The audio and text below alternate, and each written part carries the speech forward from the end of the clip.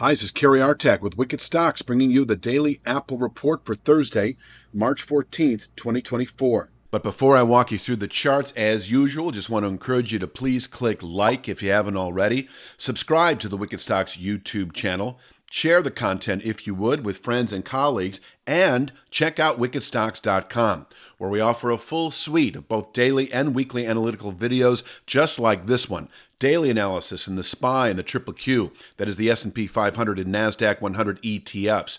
Weekly analysis in the S&P 500 Index, the NASDAQ 100 Index, the Long Bond ETF, the TLT, as well as 2 individual stock picks a week that you never see on YouTube. That is 8 a month that cater to the 3 to 5 week swing trader out to the 3 to 5 month near-term investor. We're always looking for at least 20% moves on those stock picks, and you can check out all of this for no cost for 5 days. We offer a 5-day free trial up front with a wickedstocks.com subscription. So sign up for wickedstocks.com, check it all out. If you don't like what you see within 5 days, you can cancel your subscription at no cost to you whatsoever. Let's take a look at the charts. Start with the big picture. It was last week that we closed back below this descending channel top. This is a weekly chart that goes back 4+ years.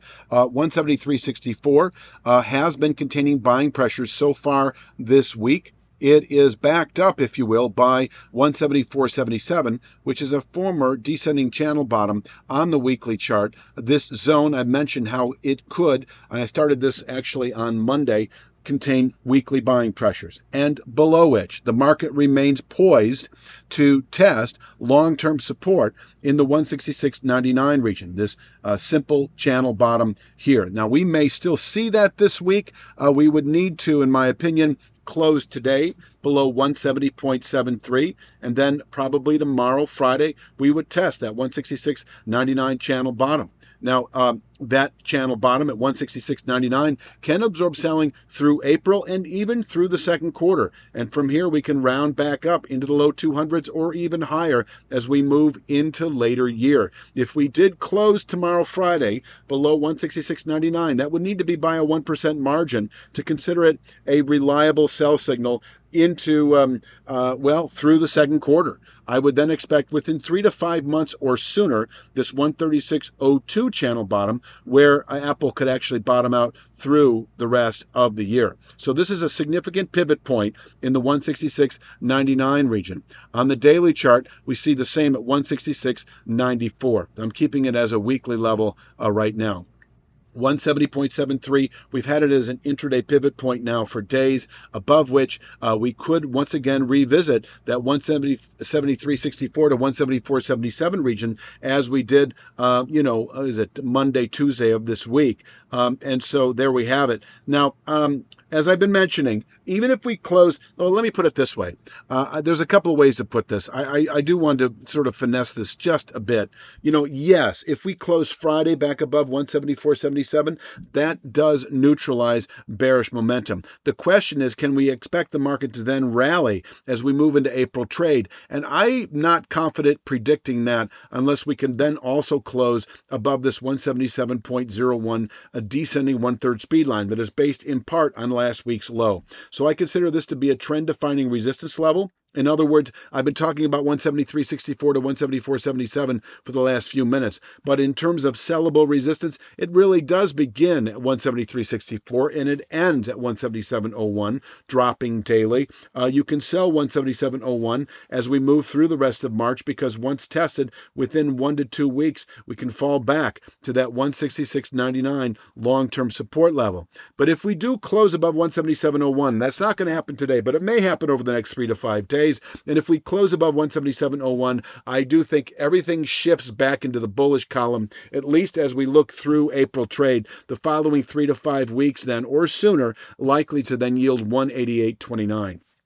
which is going to be a meaningful resistance area on I'm going to say monthly containment on this, and then we could fall away from here again. So we're not out of the woods, but I will say, if you put it in proper context, we are approaching a long-term support area. So if your time horizon is anywhere from 2 to 3 weeks out to 3 to 5 months, that is a solid area to buy into. Within 2 to 3 weeks, we could rally back to the speed line at 177.01. Within a month or two, we could reach 188.29. And over the following 2 to 3 to 5 months, we can make our way all the way back to this sort of trend line across these highs, which is also sort of a channel top, as you can see.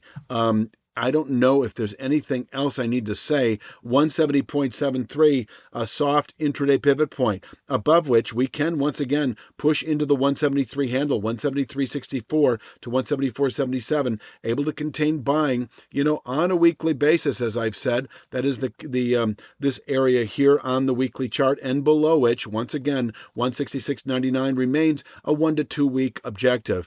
So if we close today above 174.77, we could, I don't expect it, but we could, then we should tomorrow, Friday, test 177.01, which will be in the 176 handle tomorrow, able to contain buying through next week. From here, we could fall back into the 166 handle. I'm trying to think if there's anything else. One thing I will mention, if you're a 2 to 3 week swing trader, a 1 to 2 week swing trader, and you trade options, you could buy 166.99. At the time that the market is testing 166.99, you might reach for 175 strike out of the money calls that don't expire for at least a couple of weeks. I'd go probably a month out on that. You could also at the same time reach for 185 or 180 strike out of the money calls that don't expire for at least several months. This would be more of your 1 to 2 month. And finally, if you're bottom picking 166.99, you could reach for 200 strike out of the money calls that don't expire for at least, I hope I've been saying calls the whole time. Something just told me in my brain that I've been saying puts to the upside. I don't think so.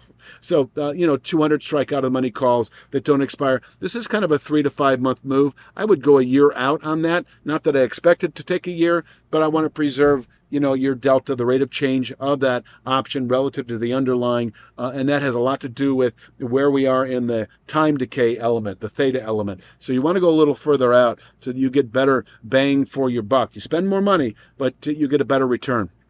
I think I'm going to leave it at that. Please click like, share, subscribe. Check out wickedstocks.com. I'll be back tomorrow with Friday's Apple Report, and you have a great day.